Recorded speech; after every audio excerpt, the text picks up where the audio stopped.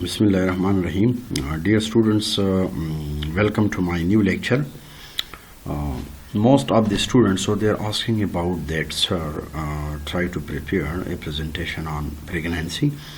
That what kind of medications or what kind of drugs which are used in the treatment of during pregnancy? Is it possible? Can we use? So there are different type of drugs which are used during pregnancy. And these drugs may have some adverse effects on the fetus. So I mean that what are the drugs, what are the name of these antibiotics or these drugs which are used, which are safe during pregnancy. And there are some drugs which are, if they are used during pregnancy, so there may be a chances of developmental abnormality. So this presentation is especially for those students who demand me that please sir prepare a lecture on pregnancy related drugs. So start with the name of Allah, the most beneficent and the most merciful. As we know that pregnancy is a unique period in a woman's life. Many changes they are happening to her body that may affect the pharmacology of medications.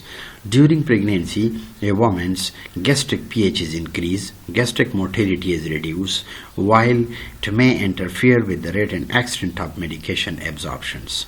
Maternal plasma volume is increased, leading to changes in the volume of distribution and addition.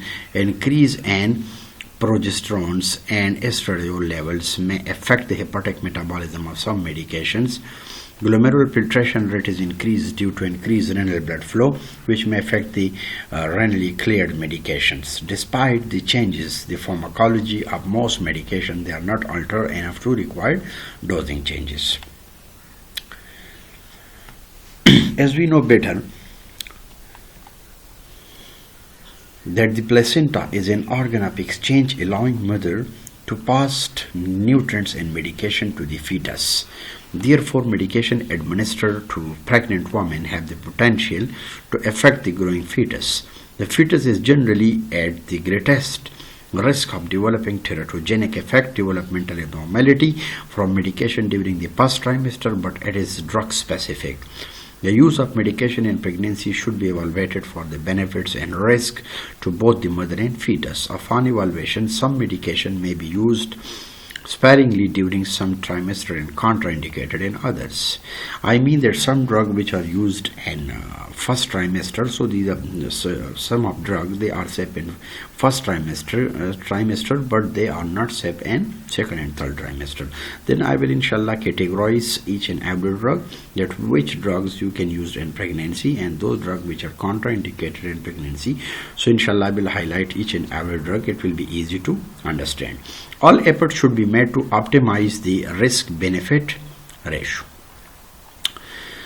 Drug with low molecular weight, low maternal protein binding, low ionization, and high lipophilicity are more likely to cross the placenta, cause pharmacological effects. So it means, let's suppose if a drug which is low molecular weight and low maternal protein binding, low ionization and high lipophilicity, they are more likely to cross the placenta and cause pharmacological effects. The developing fetus body system, they are not mature, therefore the fetus may lack the ability to metabolize the medication, cause teratogenic effects. The FDA, Food and Drug Administration, has categorized the potential teratogenic risk of medication by an A, B, C, D and X. The Food and Drug Administration, they have categorized the drug into 5 major categories. So the first one is category A. Category A, on category A drugs, there is controlled studies and human women have failed to demonstrate a risk to the fetus in the first trimester, and there is no evidence of risk in last trimester. The possibility of fatal harm appear remote. Medication in this class are considered safe to use in pregnancy.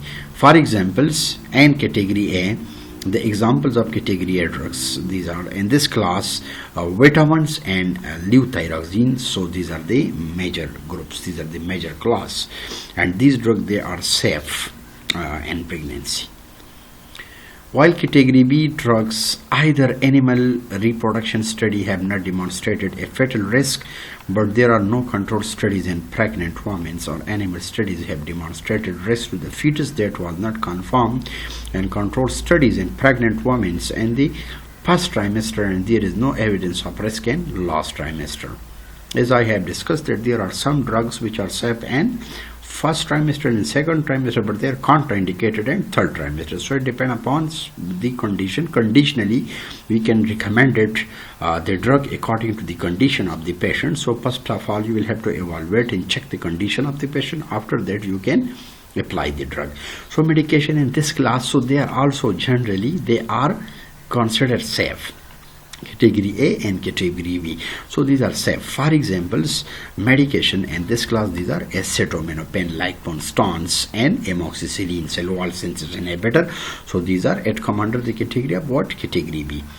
Now in category C, studies in animals have revealed adverse effect on the fetus, and there are no controlled studies in women or studies in women and animals. They are not available. So drugs from this class can be given to a pregnant woman if the benefit to the mother and outweigh the risk to the fetus. For example of these medication in this class, they are diltiazems and spironolactones. So diltiazems, so these are calcium channel blockers, while spironolactones, these are potassium sparing diuretics, and both drugs they are used in the treatment of hypertension. So it means that you can say the drug from this class can be given to the pregnant woman if the benefit to the mother outweigh the risk of the fetus.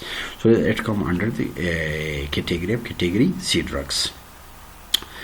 The next one is the fourth category is category D. So category D, the evidence of human fetal risk has been demonstrated, documented, but the benefit to the mother may be acceptable despite the risk to the fetus.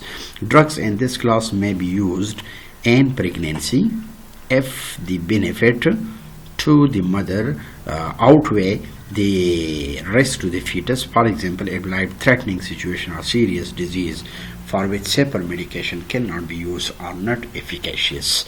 Example of category D drugs, category D and category D, the classical examples are phenetines and valproic acids. As we know that phenetyne and valproate, so they are used in the treatment of epilepsy and seizures, anti-epileptic drugs. So it come under category D drugs. Now the fifth one is category X. Category X, actually the studies in animals or humans have demonstrated teratogenic effect. So this is according to Food and Drug Administration. The risk to the fetus clearly outweigh any potential benefit to the mother. Drugs in this category are contraindicated in pregnancy. It cannot be used. For example, medications in this class, that is thalidomide and warfarin. So warfarin is anticoagulant and thalidomide. So these are strongly, they are not recommended in pregnancy. In my upcoming lectures, I will discuss you each and everything in detail. Now come to in my next lecture I will explain this which kind of antibiotic they are used, they are safe in the treatment of, you can say during pregnancy you can use it, or they are which one of the following drugs they are safe. So I will highlight each and every drug, that those drugs which are safe in pregnancy, so I will highlight each and every drug, and those drugs which are contraindicated, which cannot be used in pregnancy. So inshallah it will be clear to you people. Thank you so much for watching my first lecture related to pregnancy.